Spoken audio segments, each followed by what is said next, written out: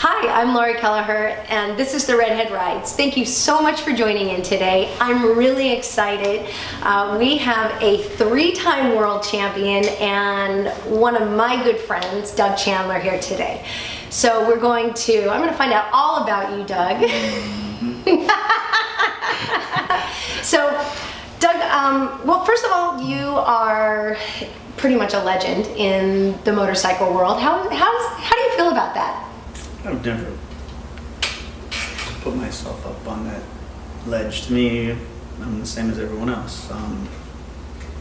I feel fortunate to have been given the opportunities to take my racing, all the way to Europe and get to compete at that top level. Not saying that I was better or more deserving. I think was fortunate. And was lucky to get that opportunity. All through my years of racing, and that goes back to 1972, growing up with other kids racing, there was some really fast kids.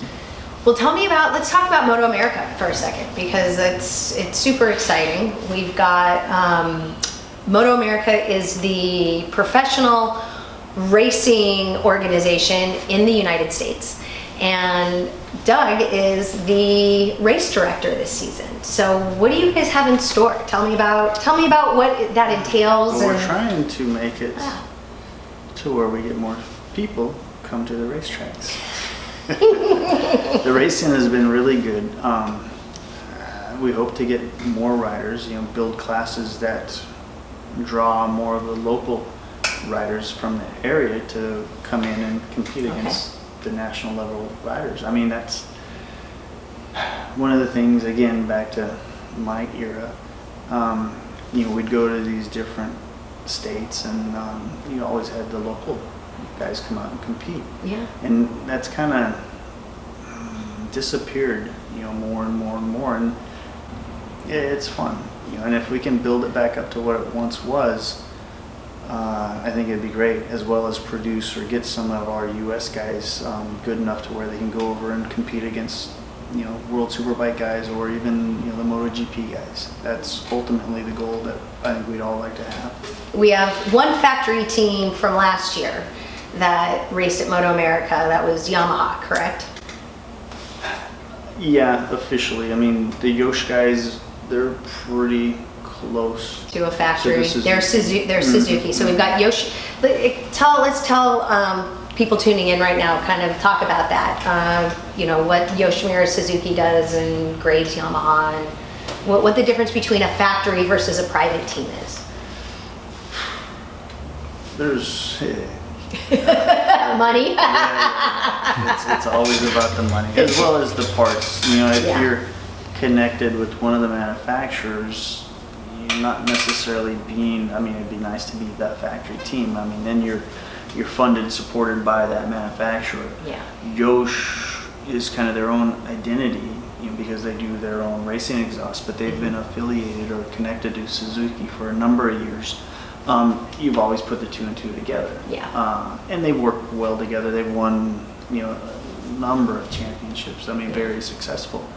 Yamaha, they've always been in it, and even when times were tough, they still did what they could to keep bikes out on the track. So to me, that's my hat off to them for staying involved and staying supportive of the series. Right. Yeah. And it'd be good if we could draw the other manufacturers, try to get Honda back involved, Kawasaki. Aprilia keeps trying, if we can get Ducati back in there, and kind of get some interest. Hopefully it would bring more people to the track to want to see these bikes. That's what we need. We need more people at the track. Come out. Mm-hmm. And one of the coolest things that you have it in the motorcycle world and the racing world that you don't have, I think, in any other sport is access. With MotoAmerica, you show up and you buy a ticket, you get what's called a pit pass, and you get to walk around and watch the guys working on the bikes. They're running by you. You actually can wave at the racers as they're going out for their race. Is there any other sport that exists?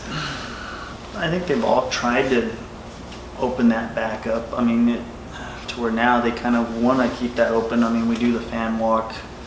I think on the weekends, at the lunch break, all the riders got to come out and sit in their pit stalls and sign posters and meet and greet the spectators, which I think is a really good thing.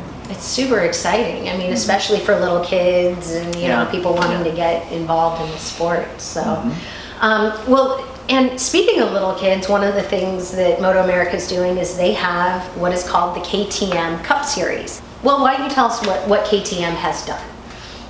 Well, what makes the KTM thing so good is, it's not so much US based, as they got the same thing going on in England. I think Spain's got a certain type, all over the world.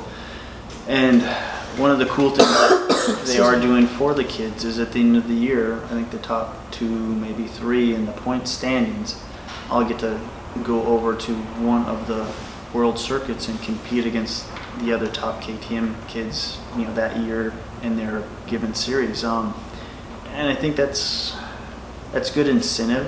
What's the age for the max age for the KTM? I think it's Cup? 14 to 20. I think is what it is. They can start at 14. And I'm not sure if they cut that,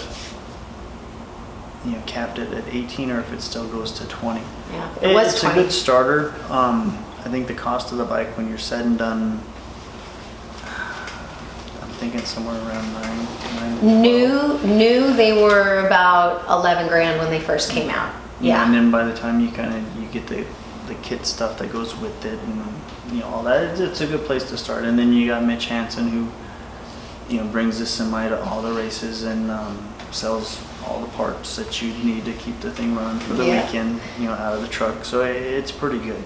It's pretty much a sealed motor. They can't do anything to the engines other than maybe run or check the valves.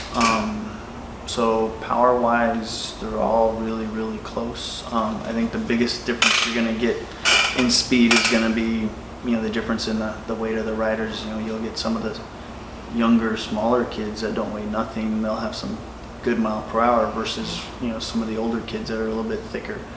But it still puts on good races. It's a lot of fun. Then we've got the Super Sport 600. Excuse me, Super Stock 600. Super stock, yes. And tell me, there's Super Stock 600 and Super Bike 600. Super Sport 600. Super Sport 600s are modified 600s. Okay. Super Stock is Our more stock stock. Well, and that's the class that we're hoping the kids from the KTM Cup can move up to.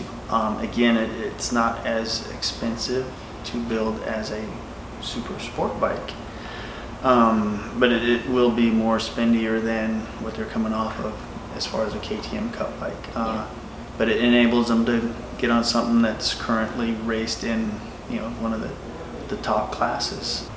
Okay, so we've got the 600 classes, we have 2, and we have 2 1000 classes. Okay. Very similar to the 600s, 1000 Super Stock and Super Bike.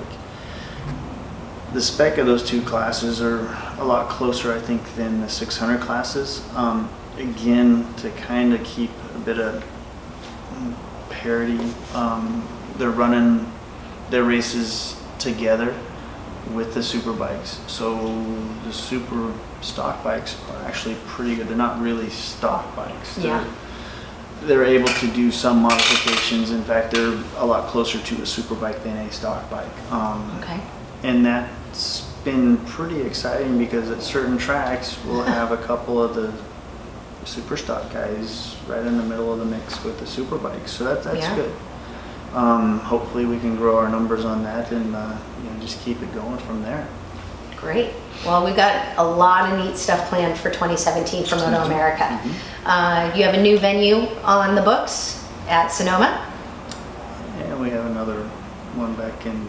2 new venues. Yeah. That's right. So Sonoma and what's the other one? I think it's Pennsylvania. Pennsylvania. Oh, that'll be exciting. Yeah. Sonoma's, that'll be nice to have that back, just to give us another West Coast race. It was kind of a bummer to come all the way out here for some of those guys just for Laguna Seca, even though it was World Superbike.